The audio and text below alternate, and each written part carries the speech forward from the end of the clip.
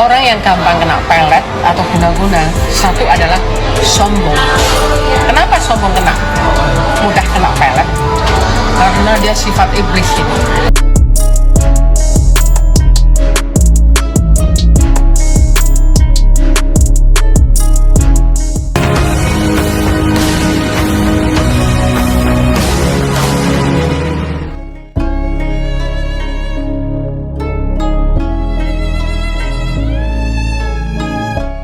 Diketahui Marissa Haque meninggal dunia pada Rabu, tanggal 2 Oktober tahun 2024.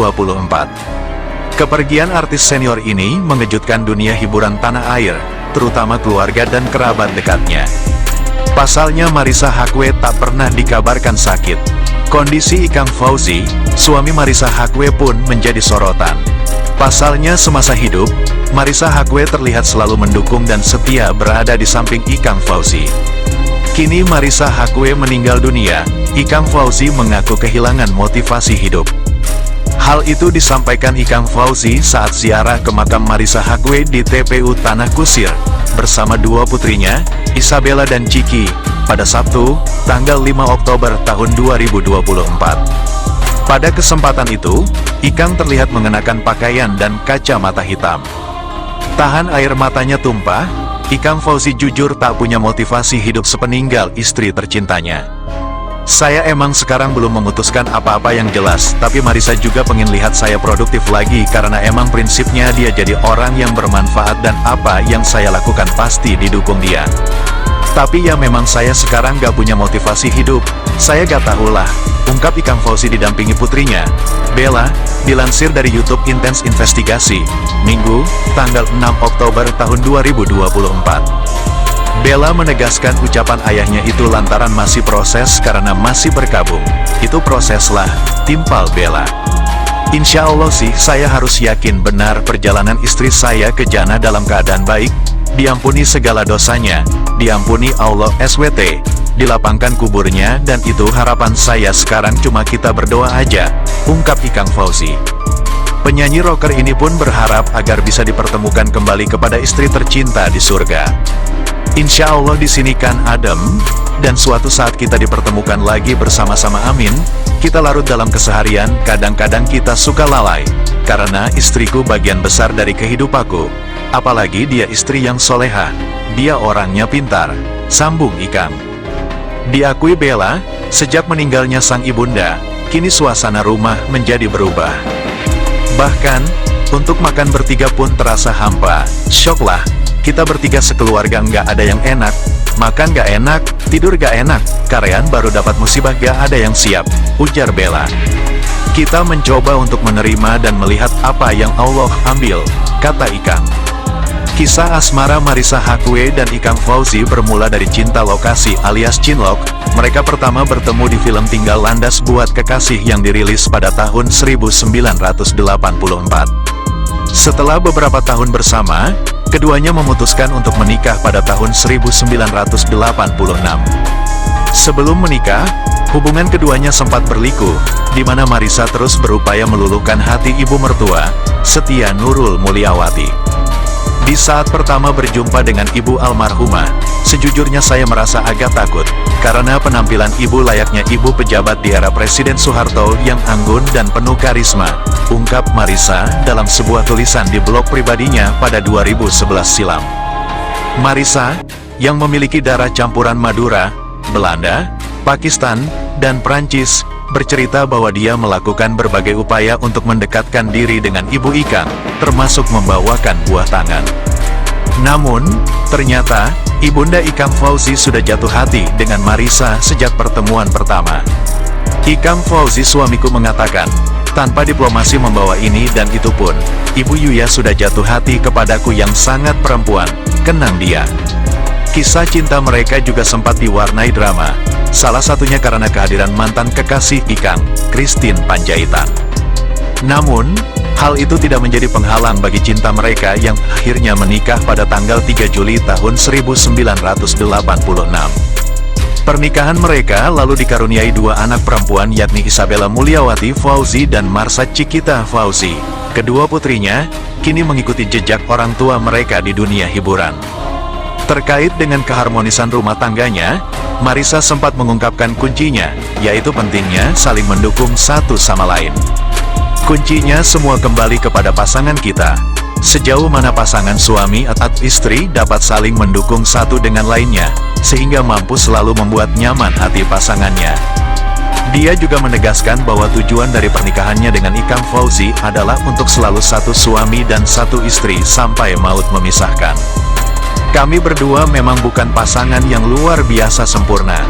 Namun kami bertekad agar kesepakatan yang kami buat sejak awal dapat kami wujudkan dalam kenyataan sejarah pernikahan kami, yaitu, untuk selalu satu suami dan satu istri sampai mati, tulisnya.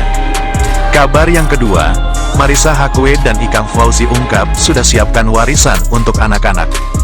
Marissa Haque meninggal dunia dalam usia 61 tahun pada Rabu dini hari. Istri Ikang Fauzi tersebut dimakamkan di tempat pemakaman umum, TPU, Tanah Kusir, Jakarta Selatan. Marissa Haque dan Ikang Fauzi mengaku telah merencanakan pembagian aset untuk anak-anaknya jika mereka meninggal dunia. Kita sudah terbuka sama anak-anak, kalau aset yang sudah kita kumpulkan, kalau ayah meninggal duluan, plannya A, B, C, kalau saya meninggal duluan A, B, C, kalau anak-anak sudah menikah gimana? Ungkap almarhum Marissa Haque kepada tim Insert. Karena kita orang manajemen, orang strategik, kita selalu bikin planning dalam hidup dan anak-anak, sambungnya. Ikang Fauzi menambahkan, anak mereka sudah mengetahui bisnis-bisnis orang tuanya dan bagaimana cara mengelolanya.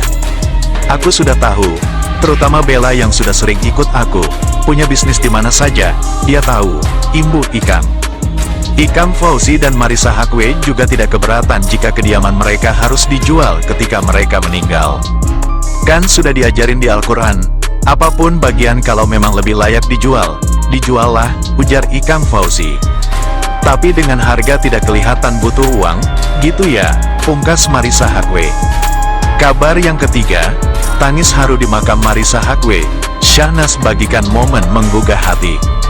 Rasa kehilangan mendalam masih menyelimuti hati Syahnas Haque usai kepergian kakaknya, Marissa Haque, untuk selamanya. Melalui akun Instagramnya, Syahnas terus mengenang sosok istri Ikang Fauzi ini dengan membagikan foto-foto kenangan manis mereka. Pada Minggu, tanggal 6 Oktober tahun 2024, Syahnas kembali membagikan momen haru, menampilkan Ikang Fauzi bersama anak-anak mereka saat berziarah ke makam Marissa. Tak ketinggalan, suami Syahnas, Gilang Ramadan, ikut serta dalam prosesi ziarah tersebut. Menariknya, unggahan tersebut hanya dilengkapi dengan hashtag tagar Siwagain tanpa caption panjang. Nah, gimana nih menurut netizen yang terhormat? Silahkan berkomentar ya.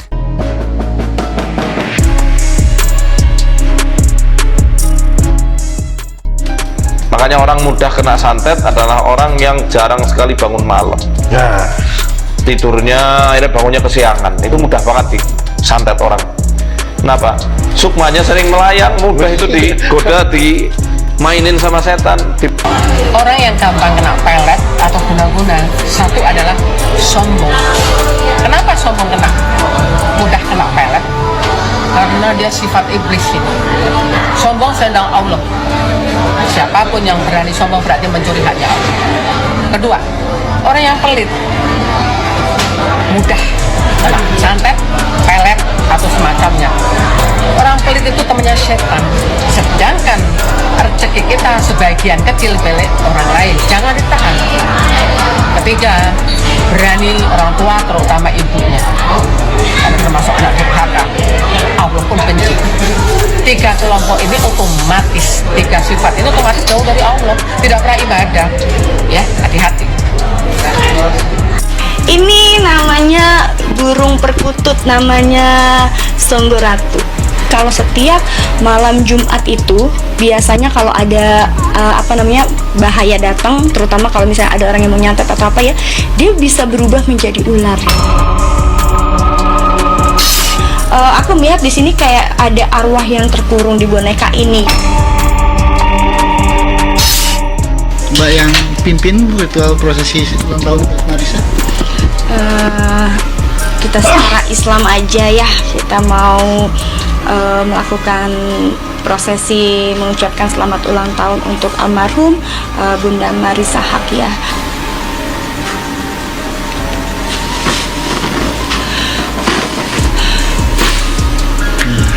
Alhamdulillah. Udah pergi juga? Sudah. Udah nggak ada? Udah. Walaupun masih ada energinya sedikit, tapi sudah mulai pergi. Oh Bunda Marissa, apa yang mau disampaikan buat keluarganya? Terima kasih diberikan kesempatan saya untuk berbicara. Alhamdulillah, atas izin Allah, saya sudah mencapai kesempurnaan bertepatan dengan di malam hari ulang tahun saya. Saya ingin menyampaikan pesan kepada suami saya yang tercinta. Tapi tadi aku merasakan kesedihan, tapi kayak sedih, tapi dia nggak mau menampakkan kesedihannya. Masya Allah. Nah, jadi intinya teman-teman semua, kita punya soft skills itu basisnya adalah akhlak. Ya syukur kalau bisa jadi karim, akhlakul karimah. Karena itu yang membuat kita berbeda sebagai manusia, seperti itu ya. Nah, kita dengar Ustadz Abdul Somad ya. Ini juga bagus, tunggu dulu Mas Andrew. Jadi intinya adalah ketika tiap hari kita keluar rumah, yang kita lihat sebelum keluar rumah, tentu sholatnya udah HP, ya nggak sih? WA, ada berita apa nih masuk, benar nggak sih? Aku juga gitu soalnya. Udah gitu karena aku punya medsos, nambah nggak nih follower gue? Ya kan, dulu sebelum YouTube saya juga dibajak, aku mulai lagi. Yang hilang tuh Marissa Haque Official, sekarang aku punya Marissa Haque Daily sama Marissa Haque Channel buat yang talk show. Itu aku ngeliat nambah nggak followernya, karena apa? Ujungnya monetisasi. Ya kan, aku bakal dapat duit berapa nih gitu loh, karena aku pernah dapat sampai 6 juta rupiah, artinya kan lumayan ya, seperti itu. Tapi itu adalah yang disebut dengan di masa depan nanti kita semua akan berhadapan dengan Dajjal yang matanya satu. Kan kalau dalam karikatur kartun gitu kan mukanya kayak manusia gitu, ada tanduknya, matanya dijidat cuman satu. Tapi teman-teman semua, mbak-mbak, mas-mas, jangan salah, Dajjal itu ada di dalam tangan kita. Karena apa? Handphone itu matanya satu. Walaupun kata orang-orang, kan iPhone matanya 3. Iya, tapi kan yang nyala, setiap kali nyala cuma satu, ya nggak sih? Udah gitu pas dibalik itu layarnya kan cuma satu, betul nggak sih?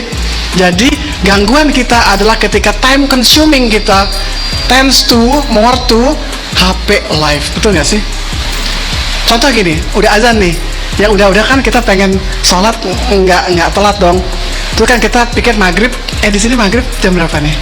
6:30 udah maghrib ya, sampai jam Oke, 5:30.